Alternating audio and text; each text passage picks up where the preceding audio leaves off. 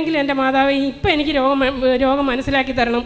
ഞാനിതൊരു സഹനമായിട്ട് എടുത്ത് മുന്നോട്ട് പോയി. ഇതുവരെ ഞാൻ വാശി പിടിച്ചില്ല, എനിക്ക് പറ്റത്തില്ല, ഈ ഒക്ടോബറിൽ നീ എനിക്ക് വെളിപ്പെടുത്തി തരണമെന്ന് പറഞ്ഞു.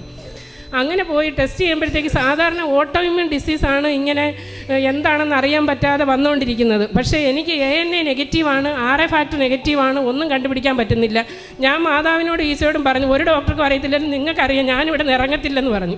കണ്ടുപിടിച്ചേ പറ്റൂ, ഞാനിവിടെ നിന്ന് പോകത്തില്ല, ഡോക്ടർമാരൊന്നും എനിക്ക് വിഷയമില്ല, നിങ്ങൾക്ക് രണ്ടുപേർക്ക് ഇത് എന്താണെന്ന് അറിയാം, എനിക്കിനി പറ്റത്തില്ല എന്ന് പറഞ്ഞു.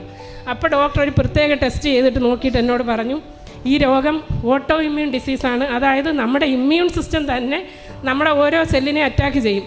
നമ്മുടെ സെല്ലിനെ കാണുമ്പോൾ ഇമ്മ്യൂൺ സിസ്റ്റത്തിന് തോന്നും, പ്രതിരോധ വ്യവസ്ഥ വിചാരിക്കും ഇത് ഏതോ രോഗാണുവാണെന്ന് വിചാരിച്ചിട്ട് സ്വയം അറ്റാക്ക് ചെയ്യുക.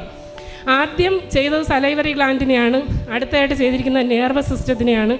വളരെ ഗുരുതരമായ പ്രശ്നമാണ്. നമ്മൾ ഈ കേൾക്കുന്ന പോലെ SLEയോ ലൂപ്പസ് രോഗമോ ഒന്നുമല്ല. അതിനെയൊക്കെ കടത്തി വെട്ടിക്കൊണ്ട് സാർക്കോയിഡോസിസ് എന്ന് പറയുന്ന ആർക്കുമില്ലാത്ത 10 ലക്ഷത്തിൽ ഒരാൾക്കുള്ള രോഗമാണ്. മൗണ്ട് കാർമൽ കത്തീഡ്രൽ ഇടവകാംഗമാണ് ആലപ്പുഴ രൂപത. ഞാൻ ഉടമ്പടി എടുത്തിട്ട് 1 വർഷമായി. 2018 ഒക്ടോബറിലാണ് ഞാൻ ഉടമ്പടി എടുത്തത്. ഓരോ കാര്യങ്ങളും നേടിയെടുത്തിട്ട് പറയാം അങ്ങനെ എല്ലാം ഒരുമിച്ചാകട്ടെ എന്ന് വിചാരിച്ച് താമസിച്ചു പോയതാണ്. ഈശോയോടും മാതാവിനോടും ഇവിടെ ഇരിക്കുന്ന എല്ലാവരോടും കൃപാസനത്തോടും ക്ഷമ ചോദിക്കുന്നു.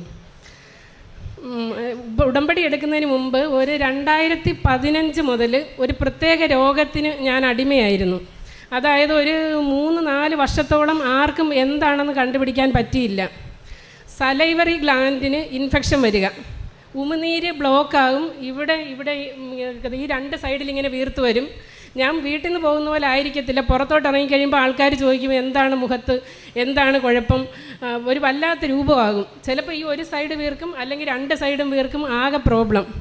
ഞാൻ കാണിക്കാത്ത ഡോക്ടർമാരില്ല, 14 ഡോക്ടർമാരെ ഞാൻ കാണിച്ചു ഈ 3-4 വർഷം കൊണ്ട്. ലിസിയിൽ, ലൂർദിൽ, ഇങ്ങനെയുള്ള എല്ലാ മെയിൻ ഹോസ്പിറ്റലുകളിലും ഒരുപാട് സ്ഥലത്ത് കൊണ്ട് നടന്ന് കാണിച്ചു. എന്നിട്ടൊന്നും ഒരു പ്രയോജനവും ഇല്ല. ചിലർ പറയും കിഡ്നിയിലൊക്കെ സ്റ്റോൺ വരുന്ന പോലെ അത് സ്റ്റോണാണ്, നാരങ്ങ മുറിച്ച് വായിലിടുക, പുളിയുള്ള വസ്തുക്കൾ കഴിക്കുക എന്നൊക്കെ പറയും. ഇത് ചെയ്ത് കഴിഞ്ഞിട്ട് എനിക്ക് ഭക്ഷണം പോലും കഴിക്കാൻ പറ്റാത്ത അവസ്ഥ. കാര്യം ഉള്ളിലോട്ട് തൊലി പോകുന്ന സമയത്ത് നമുക്ക് പിന്നെ ഭക്ഷണം കഴിക്കാൻ പറ്റത്തില്ല. ഇങ്ങനെ ഞാൻ ആകെ ബുദ്ധിമുട്ടി. അപ്പോൾ ഞാൻ ആ സമയത്ത് കൊച്ചിൻ കോർപ്പറേഷനിൽ ഹെൽത്ത് ഇൻസ്പെക്ടറായിട്ട് വർക്ക് ചെയ്യുവാണ്. അപ്പോൾ ഞാൻ ഇതിലെ എല്ലാ ദിവസവും ഇതുവഴി കൊച്ചിയിൽ ജോലിക്ക് പോകുന്നുണ്ട്. പക്ഷേ എനിക്ക് ഒരിക്കലും കൃപാസനത്തിലേക്ക് വരണമെന്ന് തോന്നിയില്ല. ഞാൻ നോക്കുമ്പോൾ ഒരുപാട് ആൾക്കാർ ഇവിടെ വരുന്നു, ഇവിടെ എനിക്ക് കയറി നിൽക്കാൻ പറ്റത്തില്ല. കാര്യം ഒന്ന്, എൻ്റെ കാലൊന്ന് ആക്സിഡൻ്റായി, കമ്പി ഇട്ടതാണ്. അപ്പം എടുത്തിട്ടുണ്ടെങ്കിലും എനിക്ക് കാലിന് വളയത്തില്ല, അപ്പം നിൽക്കാൻ പറ്റത്തില്ല എന്ന് പറഞ്ഞിട്ട് ഞാൻ കൃപാസനം ഇങ്ങോട്ട് നോക്കുമ്പോഴത്തേക്ക് എനിക്ക് കയറാൻ പറ്റാത്തൊരു സ്ഥലമായിട്ടാണ് ഞാൻ വിചാരിച്ചത്. അങ്ങനെ ഇരിക്കുമ്പോൾ ഒരു 2018 ഒക്ടോബർ മാസമായപ്പോഴത്തേക്ക് ഈ പ്രശ്നം എനിക്ക് തുടർന്നുകൊണ്ടേ ഇരിക്കുവാണ്. ഞാൻ പുറത്തോട്ടിറങ്ങി വെയിലടിച്ചാൽ ഇവിടെ മുഴുവൻ ഇങ്ങനെ നീരാകുക. പിന്നെ എനിക്കിത് കുറച്ച് കൺട്രോൾ ചെയ്യാൻ മനസ്സിലായി. ഞാൻ ഏതെങ്കിലും മീറ്റിങ്ങുകൾക്കൊക്കെ പോകുമ്പോൾ മിഠായിയൊക്കെ വായിലിടും, അല്ലെങ്കിൽ ഞാൻ തിരിച്ചിറങ്ങുന്നത് ഭയങ്കര വിരൂപമായിട്ടായിരിക്കും. അതോടൊപ്പം തന്നെ ദേഹം ശരീരമാസകലം വേദന, ഓരോ സെല്ലിനും വേദന പ്രശ്നമാണ്. ആർക്കും ഇട്ട് കണ്ടുപിടിക്കാൻ പറ്റുന്നുമില്ല.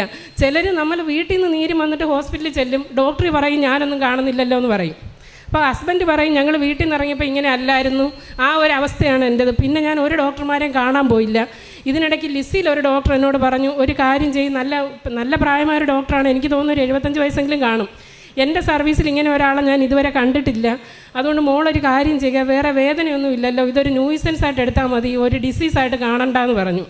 ഞാനപ്പോൾ അത് ആ രീതിയിൽ അങ്ങ് കണക്കാക്കി മുന്നോട്ട് പോവുക. അങ്ങനെ ഇരുന്നപ്പോഴത്തേക്ക് ഒരു 2018 ഒക്ടോബർ ആയപ്പോൾ എൻ്റെ ഈ കൈ മടങ്ങിയിരിക്കുവാണ്, നിവരുന്നില്ല. ഭയങ്കര വേദന, നിവർത്താൻ പറ്റുന്നില്ല, ഈ കൈ തൊടാൻ പറ്റുന്നില്ല. നമ്മൾ ജോലിക്ക് പോകുന്ന സമയത്ത് ചിലപ്പോൾ ഇങ്ങനെ കൈ വെച്ചിട്ട് എഴുതേണ്ടി വരും, ഇതൊന്നും നടക്കുന്നില്ല. അപ്പോൾ എനിക്ക് പ്രാർത്ഥിച്ചപ്പോൾ എനിക്ക് തോന്നി ഒരു ഡോക്ടറെ കാണാൻ എനിക്ക് തോന്നി. കാര്യം ഞാൻ 10-14 പേരെ കണ്ട് മടുത്തിരിക്കുവാണ്, ഇനി ഒരു രക്ഷയില്ല. അപ്പോൾ ഞാൻ ആ ഡോക്ടറെ ചെന്ന് കണ്ടു. മാതാവിനെയും വിളിച്ചു, ഒക്ടോബർ മാസമാണല്ലേ, എൻ്റെ മാതാവേ ഞാൻ എവിടെയാണ് പോകേണ്ടത്, നീ എനിക്കിത് എന്താണെന്നൊന്ന് കണക്കാക്കിത്താ, മനസ്സിലാക്കിത്താ. ഓങ്കോളജിസ്റ്റ് ഉൾപ്പെടെ സകല ഡോക്ടർമാർ, സർജനെ, ഡെൻറ്റിസ്റ്റിനെ മുഴുവൻ മൊത്തം കണ്ടു, ഫിസിഷ്യനെ ഇനി ആരും കാണാനില്ല.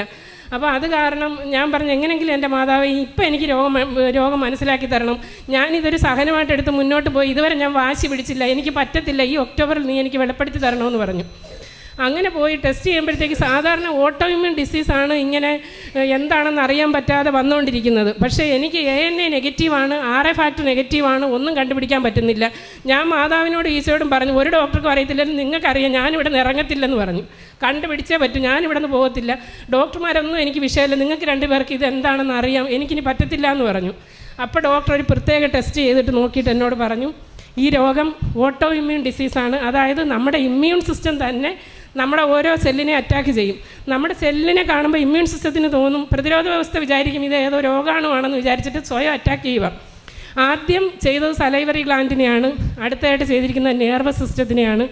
വളരെ ഗുരുതരമായ പ്രശ്നമാണ്. നമ്മൾ ഈ കേൾക്കുന്ന പോലെ SLEയോ ലൂപ്പസ് രോഗമോ ഒന്നുമല്ല. അതിനെയൊക്കെ കടത്തി വെട്ടിക്കൊണ്ട് സാർക്കോയിഡോസിസ് എന്ന് പറയുന്ന ആർക്കുമില്ലാത്ത 10 ലക്ഷത്തിൽ ഒരാൾക്കുള്ള രോഗമാണ്. 1 ലക്ഷത്തിൽ ഒരാൾക്കാണ് സാർക്കോയിഡോസിസ് ഉള്ളത്. ന്യൂറോ സാർക്കോയിഡോസിസ് എന്ന് പറയുന്ന രോഗമാണ്. എനിക്ക് നെർവസ് സിസ്റ്റത്തിന് വന്നപ്പോഴത്തേക്ക് അത് 10 ലക്ഷത്തിൽ ഒരാൾക്കായി. ഞാൻ ഈ കണ്ട ഡോക്ടർമാരൊന്നും അത് കണ്ടിട്ടില്ല.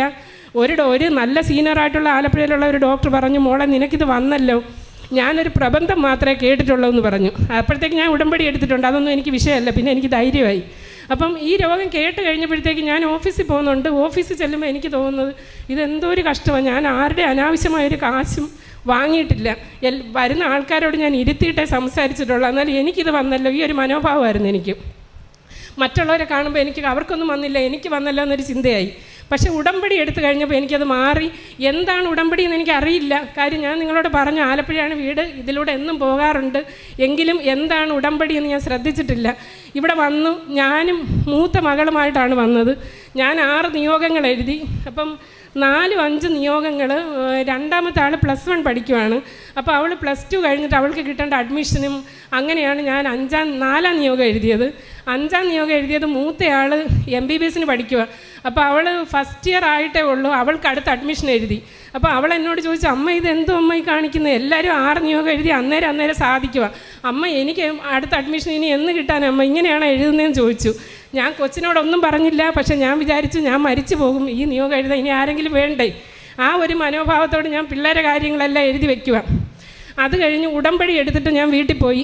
വീട്ടിൽ ചെന്ന് കഴിഞ്ഞപ്പോഴത്തേക്ക് അപ്പോൾ എനിക്ക് ശരിക്കും പറഞ്ഞാൽ ഉള്ളിൽ അത്ര ഭയമില്ല. എൻ്റെ മനസ്സിൽ രോഗം കണ്ടുപിടിച്ച ഒരു സന്തോഷമാണ് അന്നേരം. 4 വർഷമായിട്ട് രോഗം കണ്ടുപിടിക്കാതെ കിടന്ന് അലയുന്ന ഒരാൾക്ക് ആ ഒരു സന്തോഷമാണ്. അപ്പോൾ ഈ കൈ നിവരുന്നില്ല. അങ്ങനെയാണ് ഉടമ്പടി എടുത്തിട്ട് തിരിച്ച് വീട്ടിൽ പോകുന്നു. വീട്ടിലോട്ട് പോയി ഒരാഴ്ച കഴിഞ്ഞപ്പം ഈ വിരൽ താഴോട്ട് പോയി, ഈ വിരൽ താഴോട്ട് പോയി, ഈ 2 വിരൽ അകന്നു പോയി. അതായത് നെർവ്, മസിൽ, ബോൺ, നട്ടെല്ല് വളയുന്നു. അത് കഴിഞ്ഞ് ഞാൻ നോക്കുമ്പോൾ ഈ 2 വിരലിലേക്ക് നെർവ് വീക്കാവുക. ഞാനപ്പോൾ പറഞ്ഞു, മാതാവേ ഇതത്ര നല്ല പരിപാടിയല്ല, ബാക്കിയൊക്കെ പോട്ടെ, ഇതില്ലെങ്കിൽ ഞാൻ എങ്ങനെ ജോലി ചെയ്യും. അടുത്ത എൻ്റെ പ്രൊമോഷൻ ഓഗസ്റ്റിലാണ് വരുന്നത്. ബർത്ത് ആൻഡ് ഡെത്ത് രജിസ്റ്ററായിട്ട് എനിക്ക് പ്രൊമോഷനാകണം. അപ്പം ഞാൻ എത്ര ബർത്ത് സർട്ടിഫിക്കറ്റ്, ഡെത്ത്, മാരേജൊക്കെ ഞാൻ ഒപ്പിടേണ്ടതാണ്. എൻ്റെ ജോലി പോകും, ഇത് ഞാൻ എന്ത് ചെയ്യുമെന്ന് ചോദിച്ചിട്ട് ഞാൻ രാവിലെ ഹസ്ബൻഡിനെയും കൂട്ടി ഇവിടെ അച്ഛനെ കാണാൻ വന്നു. രാവിലെ ഇവിടെ വന്നിട്ട് ഇവിടെ ആരുമില്ല, കുർബാന ഉണ്ടെന്നൊക്കെ വിചാരിച്ചാൽ വന്ന്, ഡേറ്റ് എന്തോ തെറ്റിപ്പോയതാണ്, അച്ഛനില്ല. ഞാൻ നേരെ മാതാവിൻ്റെ അടുത്ത് വന്നു. മാതാവിൻ്റെ രൂപത്തിലോട്ട് തൊട്ടിട്ട് ഞാൻ പറഞ്ഞു, വിദേശത്തോ നാട്ടിലോ സ്വദേശത്തോ ഒക്കെ ഇരുന്ന് ഒരുപാട് പേര് പ്രാർത്ഥിക്കുന്നുണ്ടാവും. ഇപ്പോൾ ഇവിടെ നമ്മൾ 2 മാത്രമേ ഉള്ളൂ. ഇനി മേലാൽ എൻ്റെ നെർവോ ബോണോ മസിലോ പോകാൻ പാടില്ല. ഈ വിരൽ എനിക്ക് എങ്ങനെ ജോലി ചെയ്യണം, ഈ വിരൽ എനിക്ക് പോകാൻ പാടില്ലെന്ന് പറഞ്ഞു. അന്ന് തൊട്ട് എൻ്റെ നട്ടല് വളയുമായിരുന്നു, അത് മാറി. ഈ വിരൽ, അതായത് എനിക്കറിയാം ശക്തമായൊരു വേദന വരും, ആ നെർവ് വീക്കാവും, ഡൗൺ ആവും. കാലിലെ തള്ളവിരൽ ഡൗണായി, ഇടത് കാലിലെ തള്ളവിരൽ ഡൗണായി, വലത് കാലിലെ തള്ളവിരൽ ഡൗണായി. പിന്നെ ഇതിനൊരനക്കവും ഇല്ല, പിന്നെ ചലനമില്ല, വേദനയില്ല, ഇങ്ങനെയൊന്നും വെച്ചാലൊന്നും അറിയത്തില്ല. അപ്പം ഞാൻ പറഞ്ഞു ഇത് പറ്റത്തില്ല. അതിനുശേഷം എൻ്റെ ഒരു വിരലും ഒരു ഭാഗവും വളയുകയോ വീക്കാവുകയോ ചെയ്തില്ല, ഒരു നെർവും പിന്നെ പോയില്ല. എന്നിട്ട് ശരിക്കും പറഞ്ഞാൽ ഞാൻ പറഞ്ഞു, ഒന്നും അറിയാതെയാണ് ഞാൻ ഉടമ്പടി എടുത്തത്. കൃപാസന മാതാവ് സഞ്ചാരി മാതാവാണെന്ന് എനിക്കറിയില്ല, ഞാൻ മാതാവിനെ വിളിച്ചില്ല. പക്ഷെ ഞാൻ ചെന്ന് വീട്ടിൽ പിറ്റേന്ന് നോക്കുമ്പോൾ മാതാവ് നിൽക്കുന്നു ബെഡ്റൂമിൽ. അപ്പം ഞാൻ ബെഡ്റൂമിൽ കിടക്കുവാണ്, എനിക്കൊരു പണിയും ചെയ്യാൻ പറ്റുന്നില്ല, ഒരു ജോലിക്ക് പോകാൻ പറ്റുന്നില്ല. ഡോക്ടർ പറഞ്ഞ് ലീവ് എടുത്തേക്കാൻ പറഞ്ഞു. അടുക്കളയിൽ പണി ചെയ്യാൻ പറ്റുന്നില്ല, പാത്രം എടുത്താൽ താഴെ വീഴും, പേപ്പർ എടുത്താൽ താഴെ വീഴും, nerve full block, body full വേദന, ഒന്നും ചെയ്യാൻ എനിക്ക് പറ്റുന്നില്ല. ഞാൻ നോക്കുമ്പോൾ മാതാവ് വന്ന് വീട്ടിൽ നിൽക്കുക. അപ്പം ഞാനിപ്പോൾ സഞ്ചാരി മാതാവാണ്, വരുമെന്നൊന്നും എനിക്കറിയത്തില്ല. അല്ലെങ്കിൽ ഞാൻ കൊന്ത എല്ലാവരുണ്ട്, മാതാവിനോട് എനിക്ക് ഭയങ്കര ഇഷ്ടമാണ്, പ്രത്യേകമായിട്ട് ഞാൻ മാതാവിനെ വിളിച്ചില്ല. കുറച്ച് കഴിഞ്ഞ് നോക്കുമ്പോൾ ഈശോയും കൂടെ വരുക. ഞാനിങ്ങനെ കിടക്കുവാണ്.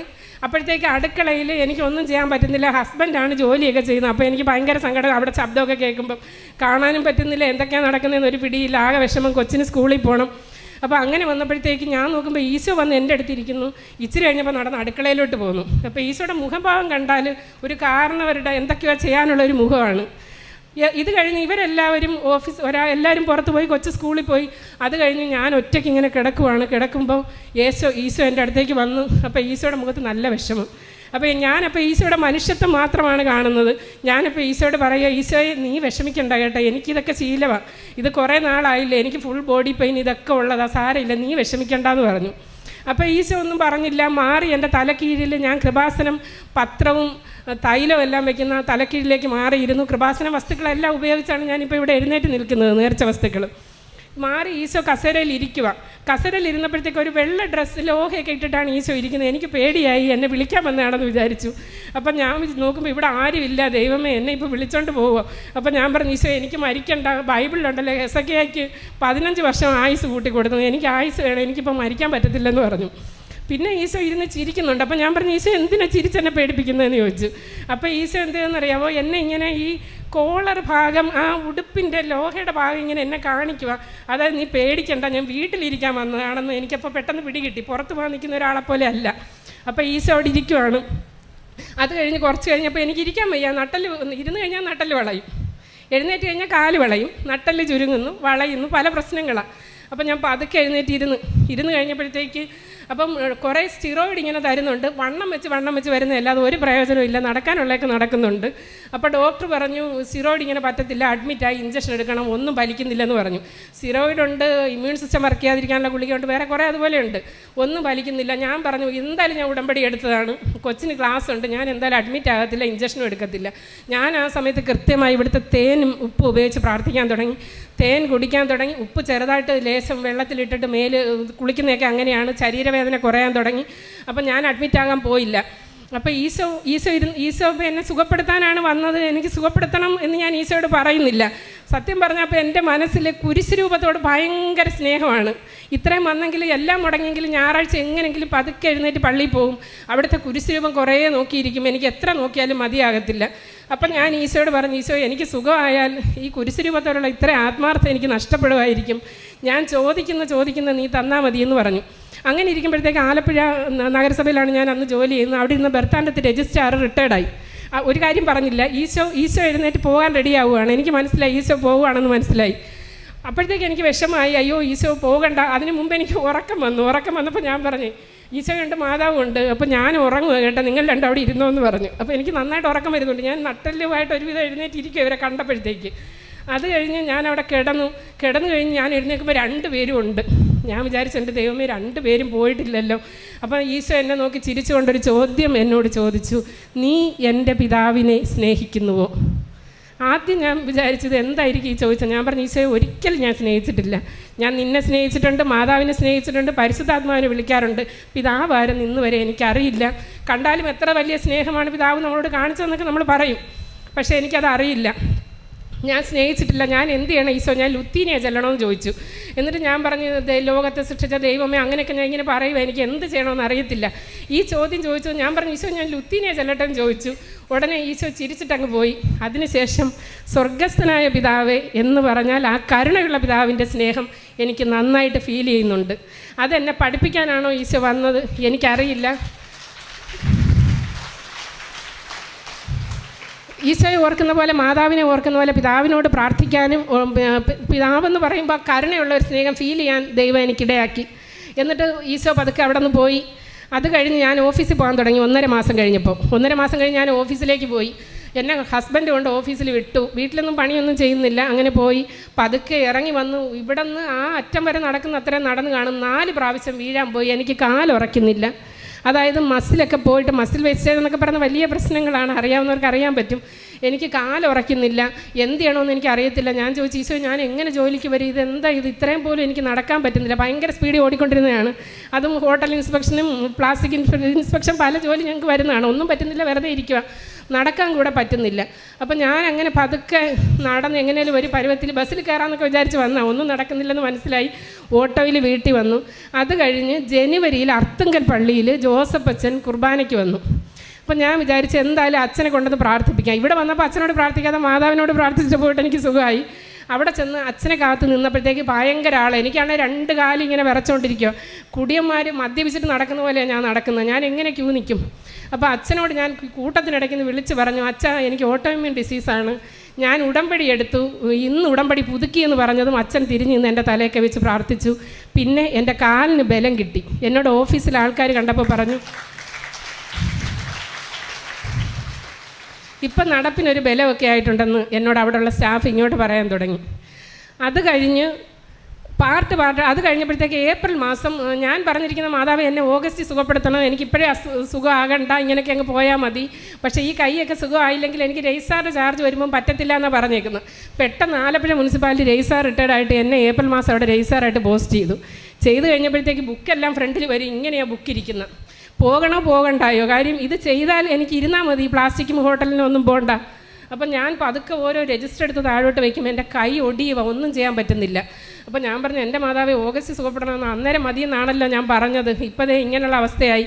അതാണ് ഈ രജിസ്റ്റർ 3 സ്ഥലത്തേക്ക് വെക്കണം, നമ്മൾ സർട്ടിഫിക്കറ്റ് ഡേയ്സും കറക്ഷനൊക്കെ വേറെ വേറെ വെക്കണം. അങ്ങനെ വന്നപ്പോഴത്തേക്ക് ഞാൻ വീട്ടിൽ വന്ന് കയ്യിൽ കൃപാസനം തൈലം ഇട്ട് പ്രാർത്ഥിച്ചിട്ട് പറഞ്ഞു, എനിക്ക് ഇന്ന് ഈ രോഗം മാറണമെന്ന് പറഞ്ഞു. അന്ന് മുതൽ എൻ്റെ കൈ ഫ്രീ ആയി. എനിക്ക് പിന്നെ ഏത് രജിസ്റ്റർ വേണമെങ്കിലും എടുക്കാം.